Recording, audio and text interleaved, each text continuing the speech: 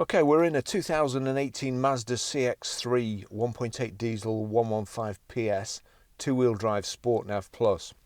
The total on the road price for this car is £23,445. It looks like a lot of car to me for that money. It's got half black leatherette and half black cloth with grey piped trim. And it is a real nice environment. I'll just take you for a ride now. So it's remote central lock-in, keyless ignition, start button there. I did start it up before. It's gone down now. It was ticking over rather high before. Let's just see if it yeah. So as soon as you go to move forward, the electronic handbrake comes off. I hate electronic handbrakes personally, but I suppose they're the thing of the present now. It's certainly a nice driving position. I've just come back in the MX-5. Of course, you're really low down in that. I prefer this position where you can see everything and you feel a little bit safer. I could do with being further back. Yeah, try that. Nice front central armrest here, and I've got enough room to wave my elbows about in here. It's just showing that the engine's still cold there.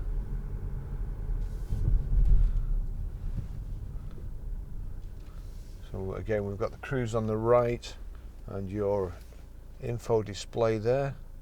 Is that changing anything? I can't see. Okay, we'll go.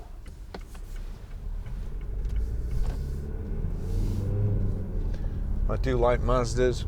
We've had one or two that have done big miles as well, and they always drive like new. Beautiful gear change, and it is a real nice comfortable driving position in unfamiliar surroundings over at near Harrogate at Rudding Park. Beautiful part of the country if you're watching from abroad.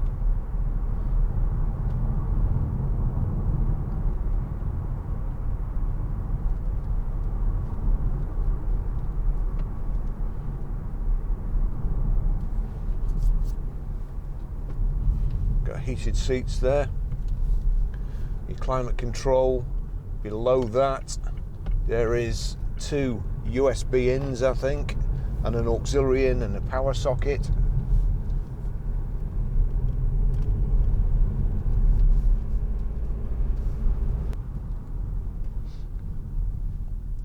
Nothing coming, but it's on red.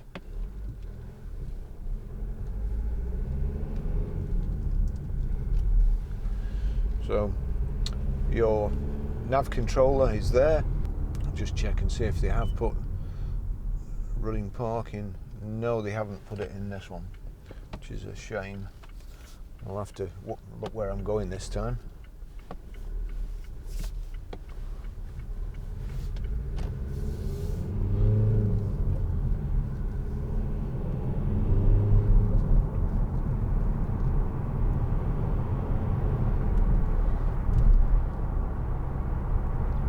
It soaks up the bumps a little bit better than the MX-5.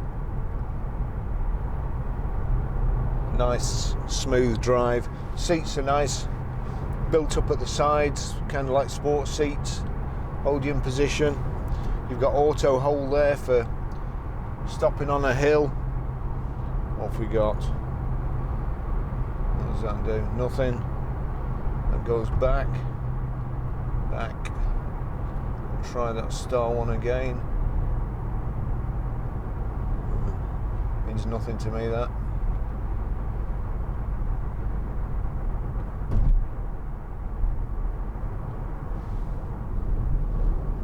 I kind of think sat-navs, specific sat-navs in cars now are surplus to requirements. It's a case of everybody's got a smartphone. Your smartphone is updated or the apps on your smartphone are updated virtually daily.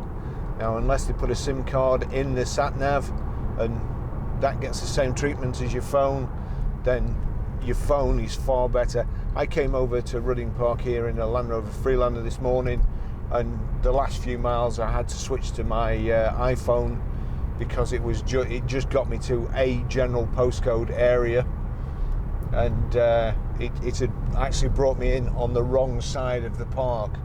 So I still had even when I thought I was there, I still had quite a way to go.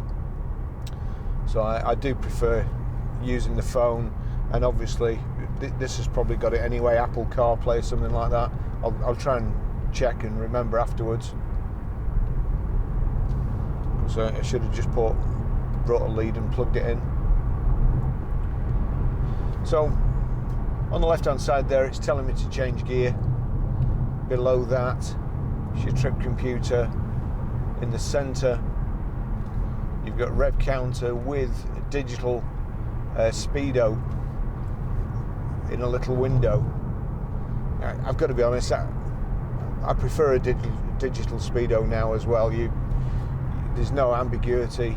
You're either doing 50 or you're not. It's not much excuse for breaking any speed limits. Now, I did notice the speedo in the MX-5 was actually smaller than the rev counter and over to the right hand side. Not really right where you'd drop your view and see the speedo. This is great because it's got a heads-up display. It's showing me there the speed I'm doing now, 41, matches that precisely, and it's also telling me that it's a 60-mile limit up here. You don't have to take your eyes off the road.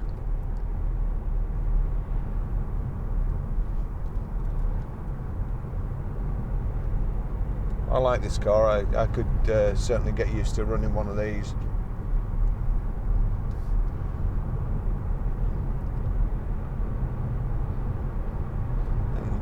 With a sports car with stiff suspension, you've got to work the steering wheel more. With a not exactly wallowy but softer suspension, you can actually let the car turn itself almost by just shifting the weight. For instance, around the corner here, the weight shifts, car goes over, and you're around the corner.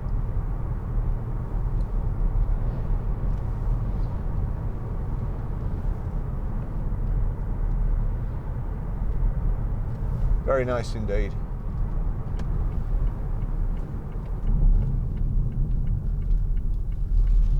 Just hopefully nobody come in again. Been quite lucky so far. This is a pretty new car. It smells like it's almost the first time it's been used.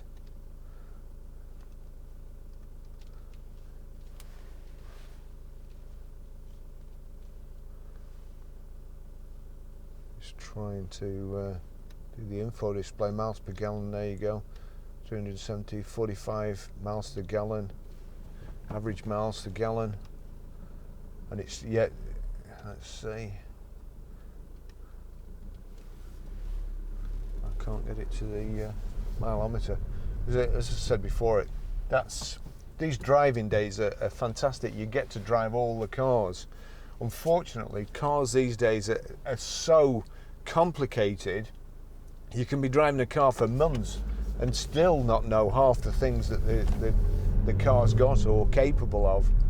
And in one day, when you get to drive 5 or 6 cars, it's just a matter of jumping in it and trying to make the best of it. Whenever I've worked for different dealerships, they always send the when there's a new car out, the salesmen are all sent on a course to learn about it, so you can pass that information on to the customer or answer any questions that customers ask without appearing like an imbecile. In the next few videos, I'll be appearing like an imbecile. It's just lovely. That nice soft touch, which again I like to see on a a dashboard. It's instead of hard plastic, it's certainly well finished. Leather steering wheel, the leatherette, and you may think, oh well, I want leather, but to be fair, I'd rather have cloth. Leather does look nicer, but cloth is warmer in the winter and cooler in the summer, so it's more comfortable to sit on. It's not as nice to look at, but it's more comfortable. And this Mazda's finished off really nice. Nice panels on the doors, on the door cards. Match this centre panel with a contrast stitch in there. I really like. There's not many new inventions I like. I hate the electric handbrake. I hate stop-start. But heads-up display is one of the best ideas ever. The Americans have had it for a number of years, but it's now making its way into the UK in Japanese cars and so on, and it is a really good thing. I think, unless that, no, you can't. Perhaps it looks like it moves backwards and forwards. If I was I'm sat low down and way back. If I was any taller, from here, I couldn't see the speed on the heads-up display, but I am sure there'll be some adjustment somewhere, although I don't know where it is.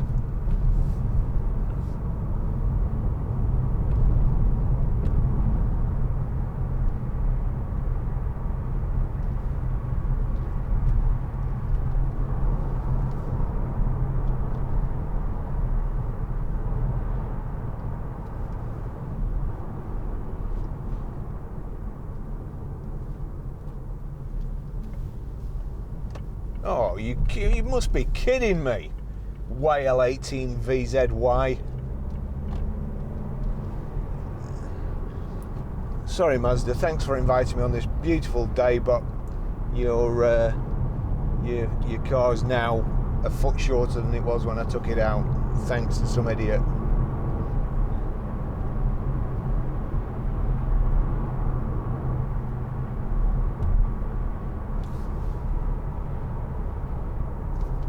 We've got an auto switch there for putting the door mirrors in as well, power. Right, well this gives me a chance to do two things while we stop. Yeah, height and reach adjustable. Again, with the Mazda, it's got this I-stop on, stupid invention. Where's your clutch at? Look at that, no, you can't do anything. TCA. I thought there might be a switch just to move that, because as I say, it does look like it's actually on something that will move, but I can't see where it is.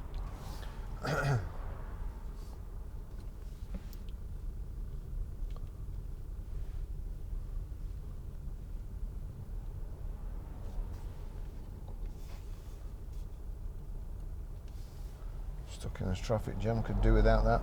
Down the side there, again, that's another design that I don't think is brilliant, and I'm amazed that car manufacturers do it. You've got your fuel flap, and right next to that is the bonnet flap, so anybody not familiar with it, quite easy to pull the bonnet and as well, and then you're coming out of the fuel station with the bonnet on its safety catch, which is not ideal.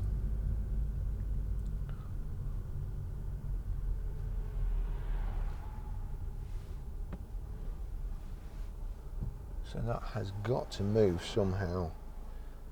I stop off will not. That's the first thing. I stop off. TCS off. Tire pressure sets. Parking. Just frighten the guy behind me to death. Yeah. So it's got reversing camera.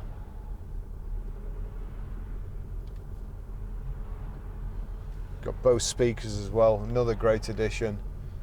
If you spend a lot of time in the car and you like music, then it's certainly well worth it. So we've got metal panels just around the door handle there.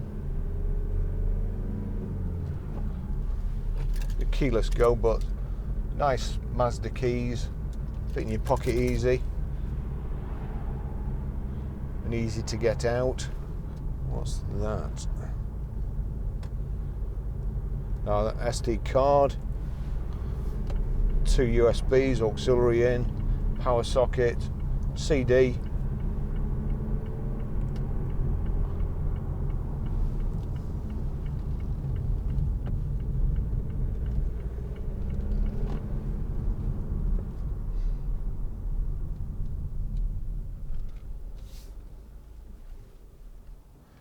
Just not that I stop off. Is it off or not? I can't see any indication on the dashboard that it's off.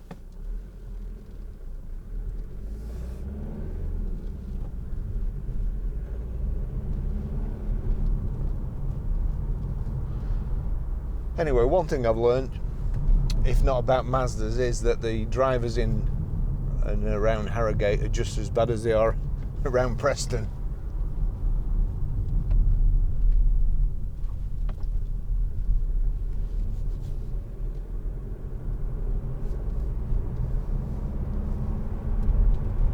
Good acceleration. Looks like there's plenty of room in the back. Rear seats fold down. I'll put a list of the specification in the description.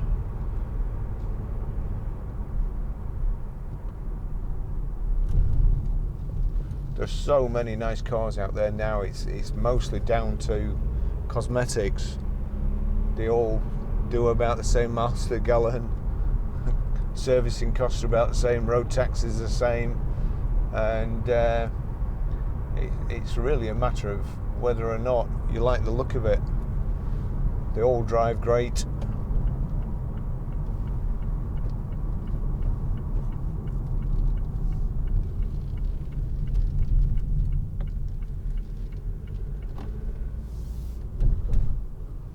I'll just pull up here and take some photographs.